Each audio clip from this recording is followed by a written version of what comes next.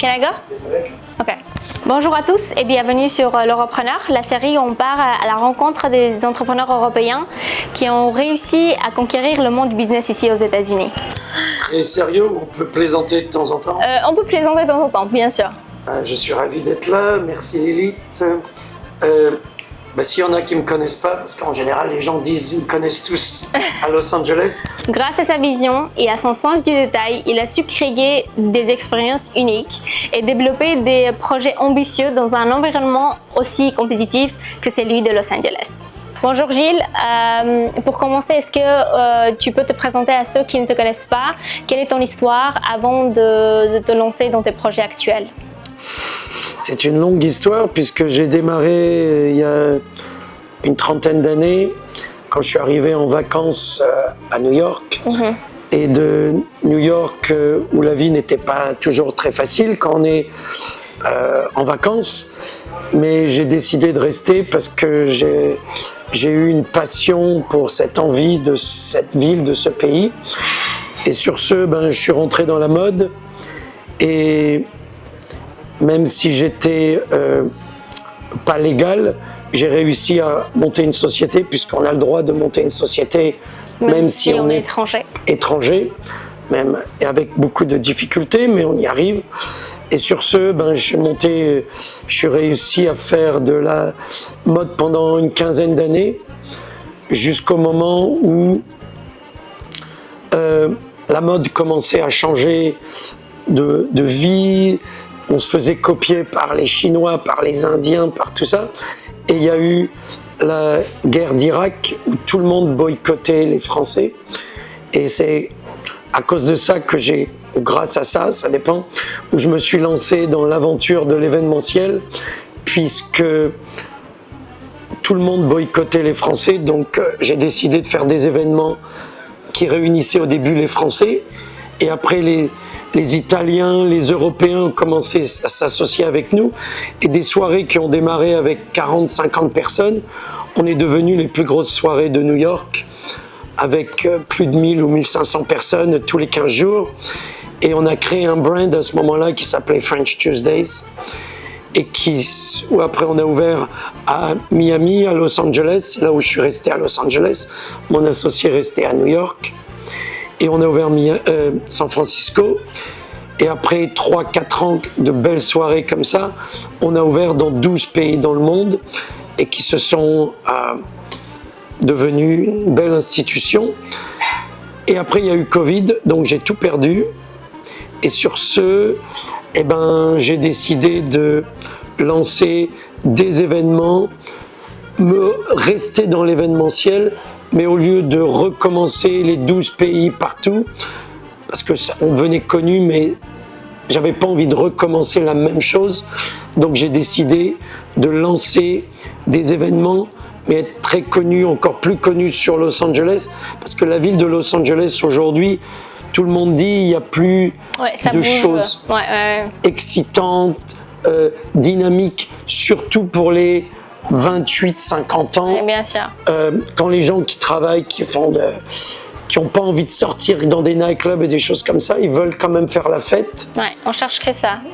et donc je me suis dit, on va plus faire 12 pays, on va faire 12 événements par semaine que sur Los Angeles, tout autour de Los Angeles. Et au commencement, vous étiez combien d'associés et avec combien de budget vous avez démarré?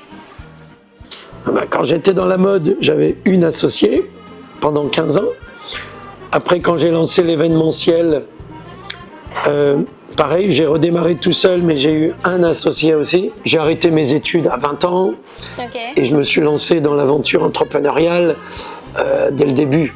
Donc j'avais un associé dans l'événementiel. Et là, maintenant que j'ai tout recommencé à zéro, je suis encore tout seul, sauf que j'ai maintenant une assistante seulement. Et on fait 3 événements par semaine. Après maintenant un an et demi que j'ai redémarré cette nouvelle aventure.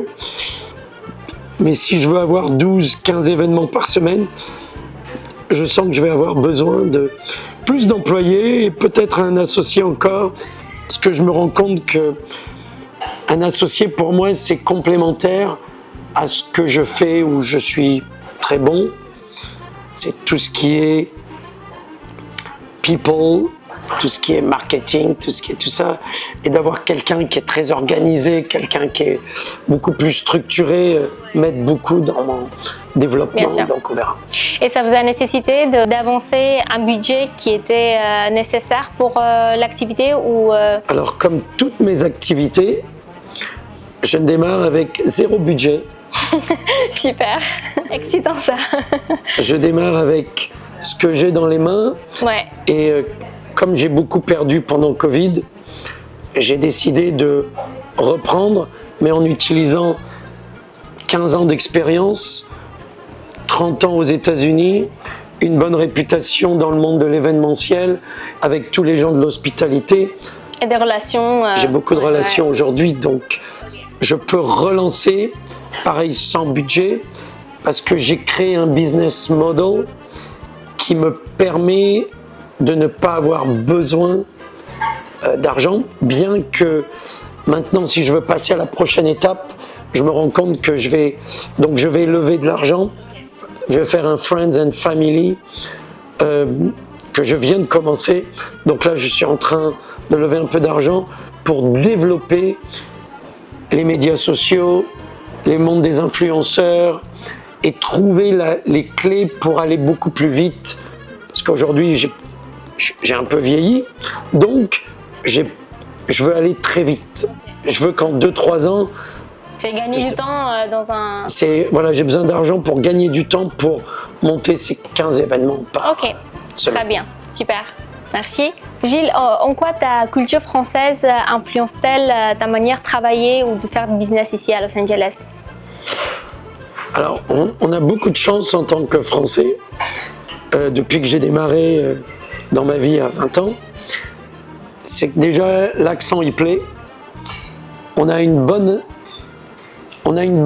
image de créativité, culturelle, d'éducation. Je suis d'accord. Et donc, grâce à ça, ça nous permet d'avoir des introductions beaucoup plus rapides que beaucoup d'autres pays. Je vais dire, on va être similaire aux Italiens. Je vais dire, si c'est peut-être pas les seuls, mais ça fait partie des quelques cultures comme ça. C'est pas toute l'Europe qui est comme ça, mais quelques pays d'Europe. Mais la France a vraiment de gros avantages. Donc, c'est ce qui m'a permis dans la mode d'avoir fait réussir ce que j'ai réussi, de savoir s'habiller, de savoir se comporter, d'avoir, etc. Et dans l'hospitalité, dans toutes les villes que j'ai fait dans le monde, et aussi à Los Angeles encore plus ces dernières années, mais pareil depuis 20 ans ou 30 ans, les Français ont un grand pouvoir pour le monde de la restauration, les nightclubs, les lounges. Les meilleurs endroits dynamiques de la ville sont tenus par des Français. Pourquoi? Parce qu'on sait comment s'occuper de la clientèle, on sait comment leur donner de la joie. Le monde d'hospitalité, c'est vraiment... on est français. Et comme les vins, les champagnes, tout ça, ça fait partie. Et dans l'agence de marketing que j'avais pendant 15 ans dans l'événementiel, c'était aussi mon métier. On aidait toutes les sociétés françaises de champagne et de vin à se développer aux États-Unis. Donc j'ai des bonnes connaissances dans ce domaine, donc ça m'a énormément aidé. Gilles, tu es reconnu pour ton sens d'organisation, tes événements haut de gamme et ta qualité de transformer les lieux en véritable expérience. Qu'est-ce qui t'a aidé le plus pour pouvoir percer dans ce milieu? En fait, ça s'est fait très naturellement puisque les gens me disent tous les jours, je suis un people person. Je ne sais pas comment on traduit ça. Très social dans la vie. Et j'aime genuinely, je ne saurais même pas dire ça en français, les gens. Donc, et ça, les gens me le disent toujours, ça se ressent. Et moi, le conseil que je donne toujours à tout le monde et qu'on entend dans tous les podcasts d'entrepreneurs, c'est faites ce qui vous donne où vous avez le plus de passion, parce que c'est ce qui vous permettra de réussir, même si c'est difficile au début, mais ça va permettre de vous garder, même si vous êtes fatigué. Exactement. Et les gens me disent pratiquement tous les jours, j'entends ça, tu n'es pas fatigué de faire des soirées comme ça et de parler et de rencontrer des centaines de personnes toutes les semaines, parce que je rencontre des centaines, mais c'est ce qui me donne l'énergie. Donc le fait d'avoir ça comme passion, j'ai une passion pour les talents, tous les artistes, que ce soit des danseurs, des musiciens, des écrivains, des peintres. Donc le monde artistique, c'est une passion aussi. J'adore les aider. Alors je faisais ça avant comme un hobby, mais aujourd'hui je réunis tout ce qui est talent. J'adore les beaux endroits. Donc tous les beaux endroits qui me connaissent m'appellent pour créer des événements pour eux. Et j'aime bien les bonnes personnes qui sont des gens honnêtes, bons, sympathiques, qui aiment faire la fête, mais qui sont quand même des gens sérieux. C'est pas les gens de la nuit, mais c'est les gens bien qui aiment quand même faire la fête. C'est les gens qui travaillent beaucoup. Moi, ce que j'entends presque tout le temps, c'est quand je présente et je dis « Oh, j'aimerais bien t'inviter à une soirée. Oh, je ne sors jamais à LA. » Tous les gens qui me disent « je ne sors jamais à LA » sont les gens qui viennent à mes soirées. Faites ce qui vous donne. Donc les gens ressentent bien que j'essaye pas de les faire venir à ce que... Je n'essaye pas de leur vendre quelque chose. J'essaye juste de dire « voilà quelque chose de bien, voilà un événement qui va... Vous allez avoir du plaisir. » Donc, eh ben, ils viennent, ils ont du plaisir et ils partagent ça. Ils créent l'ambiance. Ok, c'est très bien. Merci Gilles. Gilles, quel type d'événement organises-tu aujourd'hui et comment tu choisis ces lieux pour travailler? Donc aujourd'hui, comme je l'ai dit auparavant, c'est que maintenant j'en suis, après 1 an et demi depuis l'après-Covid, j'ai décidé de mon business plan, c'est de faire 12-15 événements par semaine. Aujourd'hui, j'en suis à 3 événements et je veux ouvrir encore 1 ou 2 avant la fin de cette année. Mais en attendant, ce que j'essaye de faire, c'est de trouver des lieux qui sont classiques, qui sont élégants et qui cherchent à créer une vibe. Parce que souvent un restaurant ou un hôtel, donc aujourd'hui je travaille avec 2 hôtels, un restaurant, mais j'ai une liste une quinzaine de lieux qui veulent travailler avec moi aujourd'hui et ils voudraient tous que je commence, mais je ne veux pas aller trop vite parce que je veux être sûr que chaque lieu va ramener assez de monde. Donc le but, c'est de créer des concepts différents, mais ce sont des weekly concepts. Donc mon business model, c'est... Tout le monde me dit pourquoi tu n'ouvres pas ton propre restaurant puisque tu peux avoir autant de lieux. Mais d'ouvrir un restaurant, c'est des gros risques. Dans mon business, j'ai envie de dire, il n'y a pas aucun risque, mais il n'y a pratiquement aucun risque puisque si un lieu ferme, je peux ramener directement mon concept dans un autre lieu. Justement, ouais. C'est pour ça que je fais des weekly, je fais 1 jour par semaine par lieu. Donc si je fais 3 événements par semaine, ça veut dire qu'il y a 3 lieux. Le jour où je fais 5, c'est 5 lieux. Le jour où je fais 10, c'est 10 lieux. Et les gens se disent, mais comment tu peux faire 10 lieux, il n'y a que 7 jours par semaine.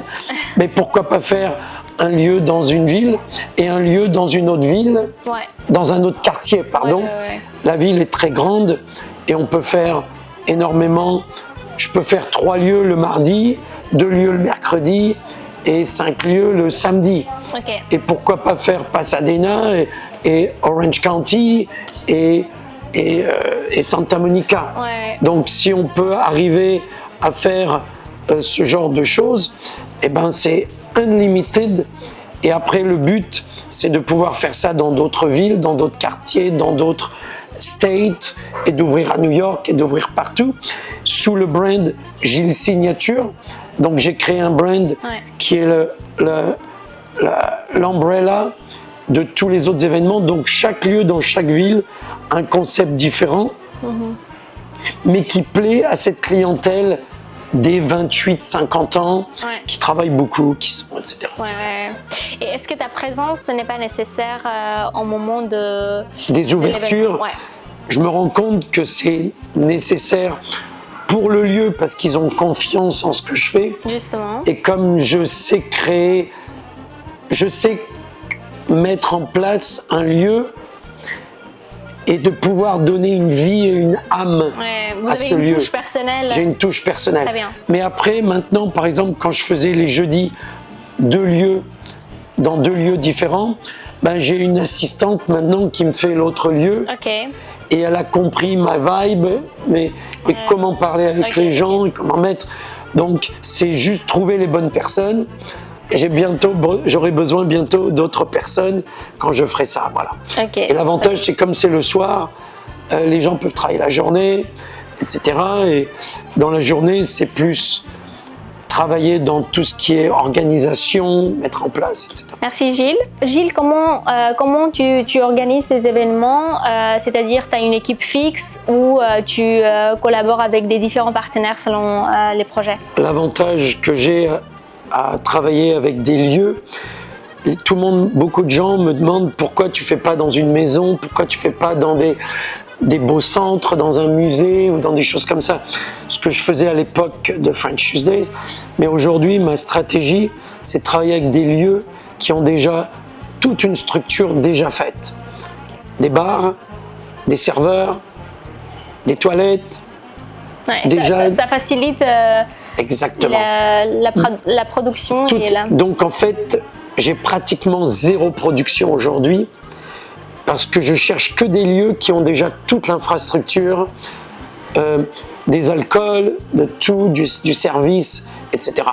Donc en fait, mon travail principal aujourd'hui, dans les concepts, c'est de trouver les musiciens, de trouver les artistes, si je veux faire des fashion shows, etc., puisque j'en fais quelques-uns. Donc c'est de trouver tout ce qui est créatif pour ajouter l'âme dans cette soirée-là.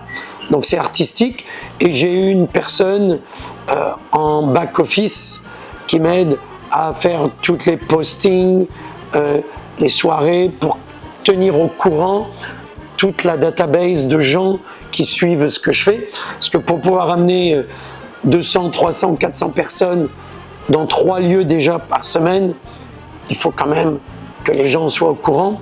Mais aujourd'hui, on commence à avoir une réputation, donc j'ai plus besoin d'autant communiquer. Les gens commencent à le savoir, ce que je fais. Très bien, merci. Gilles, on va parler un peu de chiffres. Combien était ton revenu le plus élevé sur une année et avec combien de projets?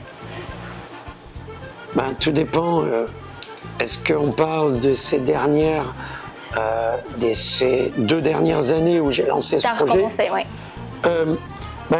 Quand j'ai commencé, j'avais qu'une soirée par semaine.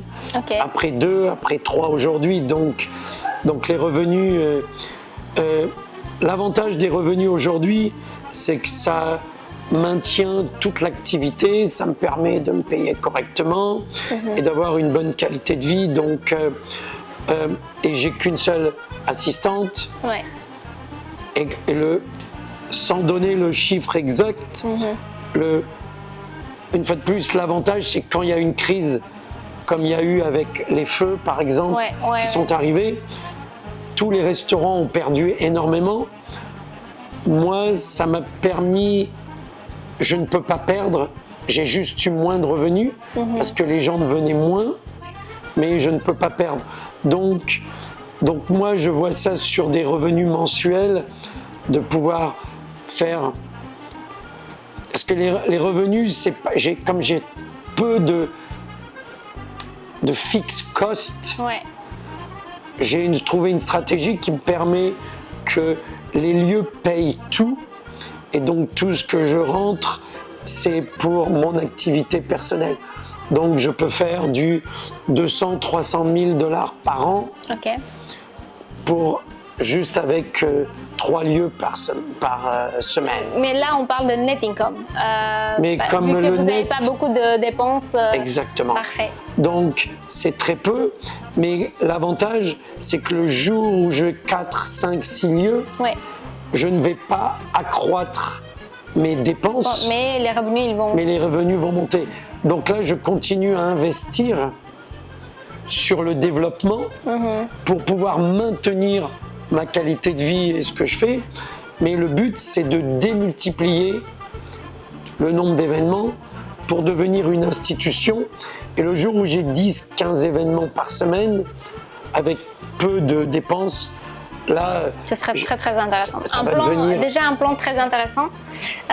Et le business plan, quand je le présente à des potentiels investisseurs, tout le monde dit ça peut devenir une Ouais. machine. je vois le potentiel. Ouais. Très intéressant. Merci pour l'avoir partagé, Gilles. Selon toi, quelle serait la stratégie pour en pouvoir se développer plus et pouvoir atteindre le maximum dans tes projets? C'est la complexité que je suis en train de...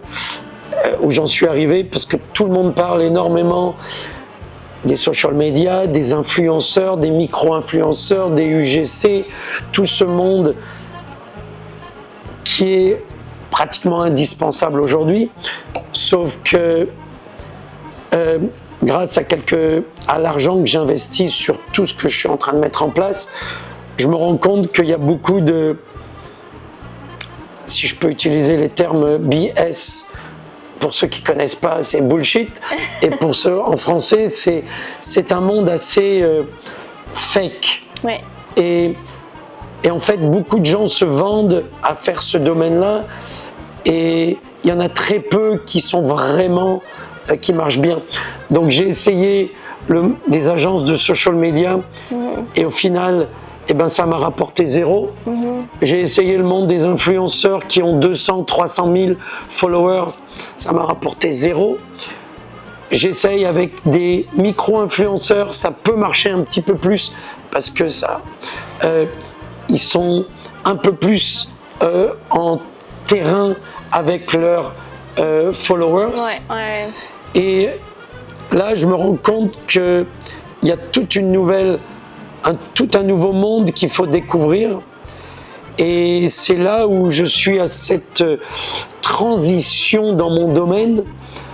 Et je sais que je vais le trouver, parce que le jour où je trouve cette transition, ça va exploser. Ouais, ouais. Mais C'est encore en processus. je suis en processus de développement, de trouver cette clé.